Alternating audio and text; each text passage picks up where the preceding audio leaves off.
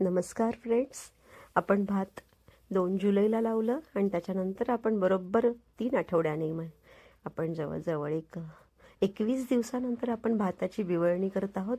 भाताची बिवळणी करणं म्हणजे भातामधलं गवत, तण काढणं, भाताची स्वच्छ करणं आणि आपण हे सगळं स्वच्छ केल्यामुळे भाताची वाढ छान होते, भाताचे ठोंब छान मोठे होतात.